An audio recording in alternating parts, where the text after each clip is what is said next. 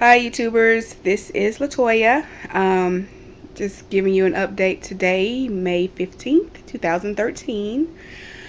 Today I had my pre-surgery consultation and class with my surgeon.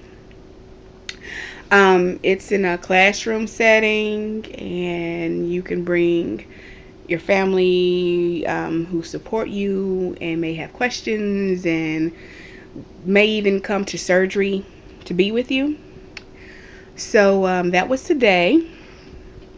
And of course, after you go through the class to get your post-op, well, your day of surgery, your post-op instructions and all of that, you have a Q&A, and then you go through all of your final consent forms with the surgeon. You review everything and initial it and sign and date it, and you get your witnesses to sign and date. And then after you do the class, you meet with the surgeon for the last time. Proud to say that my husband has finally gotten on board with my having surgery. One day he finally told me, that he was fine. He is very nervous about the risks and the possibility of death, which from what I understand are slim, but it could happen. But I told him that's why having a relationship with the Lord is very important, because faith comes into play in all areas of life and all walks of life. So I told him maybe this will help him strengthen his relationship with the Lord, and he'll learn to pray earnestly and about the right things. As far as who went with me today, one of my best friends went with me, and my grandfather went with me. Coincidentally, my grandfather actually had a bypass back in 1959. He had a ulcer that was very bad. It was a nervous ulcer. Created a bad sore, and he had a blockage. So they actually removed 70% of his stomach. And I have seen him growing up through the years experience dumping syndrome. When he gets too much sugar or too much grease or something too spicy, he gets very sick. He'll sweat, he'll get nauseated, he has to lay down for about an hour. So I understand the dumping syndrome, and I know you've heard me a lot in my earlier videos. I kept saying, "Ooh, I do not want to get dumping syndrome." Well, that's because I've seen it firsthand. I do not want dumping syndrome. But anyway, and I'm sorry I look like a hot mess. I actually just left my two pool classes for today, so that's why I look like blah. The swim cap had my hair all jacked up, and anyway. But I feel like, hey, you guys know me. If you've been keeping up with me this whole time, I feel like, hey, we're damn near family, so it doesn't matter how I look at this moment. You're here for the information. But anyway, in the class, we basically went through preparation for the bowel prep instructions. I don't have to do a week or 2 week liquid diet. My surgeon doesn't do that. He doesn't require that.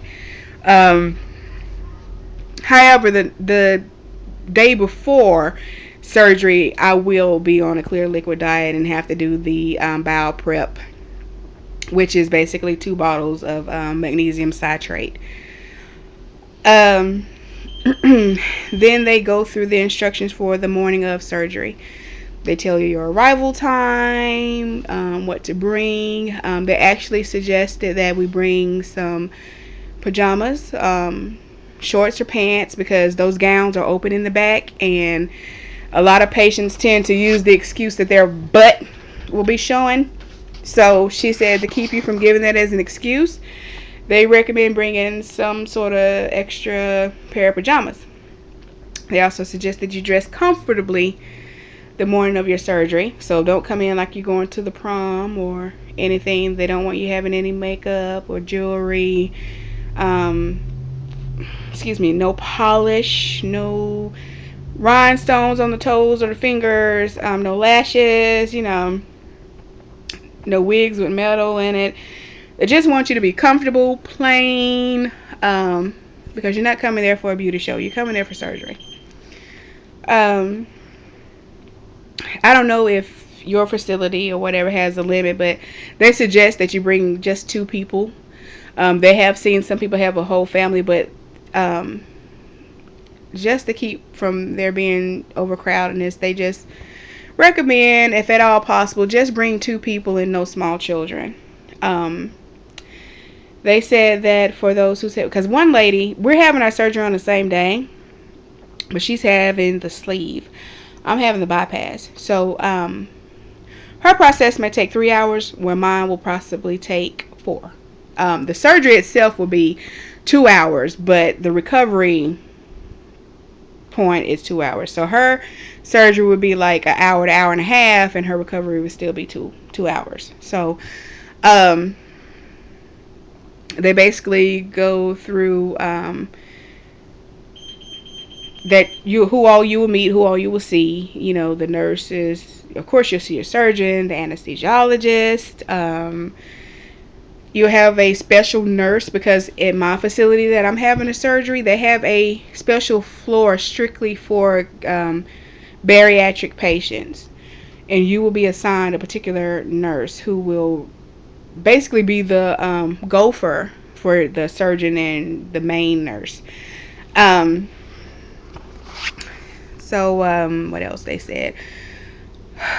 I won't get the drains that some surgeons use. My surgeon doesn't use drains. He doesn't even use the Novocaine strands that some surgeons use. We'll just have liquid pain medication, which they've already given me the prescription for. They said that his incisions are flawless.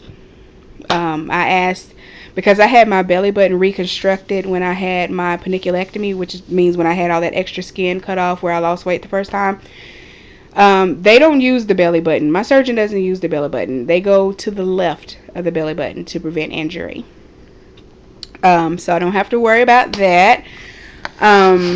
They do recommend that if you take regular medications, like I do, like, for blood pressure, diabetes, whatever conditions you may have, they want you to work with your regular physician to see if there are liquid forms of the medication that you can take.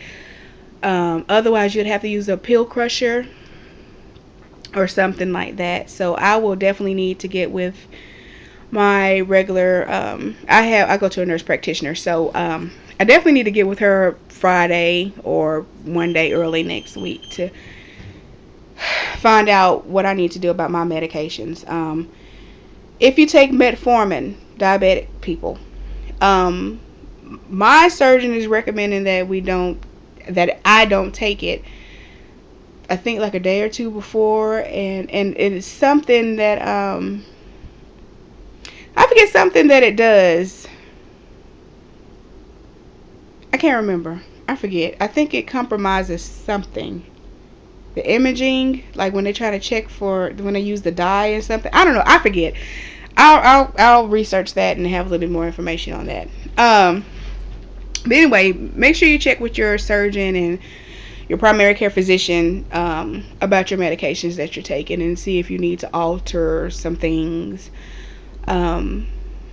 Also, they go over the risk, things that could occur. What else? Our stay is 1 night, unless, Lord forbid, there are complications and you need more time.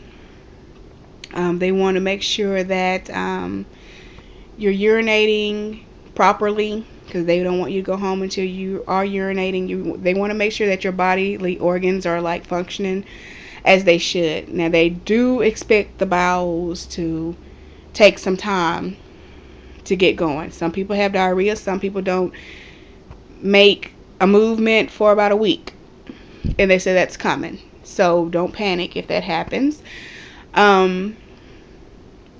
They basically gave us a little booklet. It's like a little contract. They go through everything. They talk about hernias, incision hernias. They talk about embolisms, clotting. They ask about pain medication. Me personally, I'm allergic to morphine. And surprisingly, my nurse that was doing the class, they remembered that I'm allergic to morphine. So they know not to put me on morphine. Um, they emphasize movement. They understand that patients will be groggy, tired. You're not going to be feeling your best after surgery, but they want you to move. They want to make sure that you're up and active so you won't get any clotting. Um, they don't want you sitting around all day long. They want you up and moving. Like my surgeon had told us to move every hour or every other hour or something like that. And except for when sleeping, that's the only time you should be just sitting down, resting, not doing anything. We have a breathing apparatus, it's some kind of barometer. I hate those things. I've had them before. Some of you may have had, if you've had surgery before, you probably know what I'm talking about. It's a little plastic thing that you blow in the little hose, and a little thing go up and down, and they want it to be a certain level before they let you go home, and it's to prevent like pneumonia or your lungs collapsing, things like that. It's basically to get your breathing and your lungs and everything flowing, your respiration up where it should be. Even when you go home, you'll still have to do it, and you have to do that seated. They don't want you laying down. They want you seated doing this. Basically, they just give it's a lot of information thrown at you in about an hour or so. But I mean, if you've been doing your research, it's nothing that you don't know already. I mean, a lot of the stuff my doctor gives us an actual manual. Our manual is like this. It's pretty thick. So you have time to review all that, while you're going through the insurance process or what have you. But anyway, after that, we signed our contracts. My husband is actually visiting his home. He's in Jamaica at the moment. So I had to call him on the phone because the surgeon was adamant about speaking with him. So when I go into the room, I get weighed, and I found out now last week I was 3 pounds away from my surgeon's goal. Well, this week I put on 5 pounds. I don't know how, because Sunday when I weighed, I was actually at the surgeon's goal. I had lost the 3 pounds. And here it is, 2 to 3 days later, I put on 5 pounds, and I didn't change the way I was eating. The only thing that I've done differently, I didn't actually go to the gym, my actual gym where I do the machines and the floor exercises. I didn't do that over the weekend because I worked some overtime and trying to get some things done in the house before surgery comes. So and then I was did my food haul. I bought the clear liquids, the juices, the popsicles. I bought some things, the baby food, some puree foods. So I started my food haul. So it's pretty busy this weekend, and I didn't make time to go to the Rush, which is my gym. So I don't know if that hurt me. I was a little bit discouraged and disappointed. However, let me go back. And it's because it put me at 8 pounds that I need to lose again instead of just 3. I was a little disappointed. I kept beating myself up trying to think, damn, what did I do? What did I do differently, or what did I not do? And the only thing I can think of is the not going to the Rush. And also, I didn't get to work out yesterday because I've got to get my desk cleaned up at work too. Tuesdays are not a mandatory class at the pool, but I would go anyway just to get the workout. And yesterday I could not do that. I've got to get my desk cleared before I go out for surgery. So and then I looked at the date, and a nurse who works for we work at the same job, and we're in this pool class together. She asked me, because they saw I was very discouraged, disappointed about the 5 pounds. I'm pretty talkative. I got very quiet, and they could see it in my face that I was a little bit disappointed, because I have a goal of losing an additional 15 pounds Um, so I wanted to lose a total of 18 pounds, but that's when I only had 3 pounds. So now that puts me at 23 pounds that I want to lose, but that's not going to happen now that I went back some. Not saying that it couldn't, but I doubt it. I have 2.5 weeks. But anyway, the nurse asked me, she says, Toya, are you about to start your menstrual? And I thought about it, and I'm like, well, yeah, I will in a few days. And I usually, sorry guys if you're watching, I usually, and I'm trying not to make this gross, I usually have my premenstrual symptoms anywhere from 5 to 7 days in advance of my cycle. So it could be that I am beginning to retain fluid. And that could be the issue, because I don't understand how within a couple of days that I haven't changed my eating. And I ate lesser calories yesterday and the day before. So the only thing I can think of is maybe that's what it is. Today I'm getting ready to hit, probably this weekend or early next week. So that could be a factor. Also, I've been so focused on protein and calories and carbs that I haven't paid attention to the sodium. And sodium causes you to retain water, so that could be an issue too. But anyway, I'm going to stop beating myself up about it. I have 2.5 weeks, actually 2 weeks. I have to go back and weigh on the 29th. I don't have to see the surgeon, but I do have to go back and weigh. And actually, he told me that I only need to lose the 5 pounds that I gained back. So that was kind of like a double whammy, because if I knew that he was going to accept where I was last week, damn it, I would have made sure I didn't try to put on shit. But, oh, sorry. I didn't try to put on the 5 pounds. But, I mean, that's kind of good news that he's only looking for me to lose 5 pounds, but I want to lose more. It's only going to help the surgery be easier and stuff, because he even told me even with the 5-pound weight loss, it's still kind of pushing it. So I'm going to try my best to exceed it, and I'm going to try to go harder. I'm going to have to crack down. I don't know. I'm going to have to reevaluate what I'm doing, and it could be that I'm plateauing again.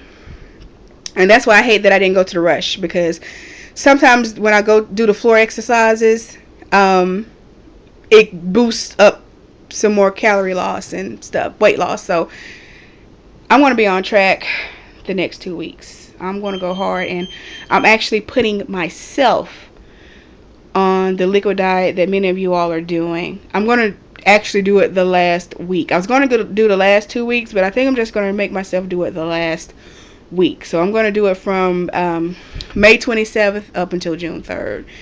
So I think I'll be okay. As far as when the surgeon came in, like I said, he did say, hey, I want you to get this 5 pounds off. If you gain some more, you're not going to have your surgery. I mean, he's just real. He's no joke. He's funny, but he's serious. He means business. If I don't get these 5 pounds off, he won't do it. And he told me, you might as well get ready to cry and do what you're going to do in my office, because I won't do it if you don't get those pounds off. So in comes my husband. I call him.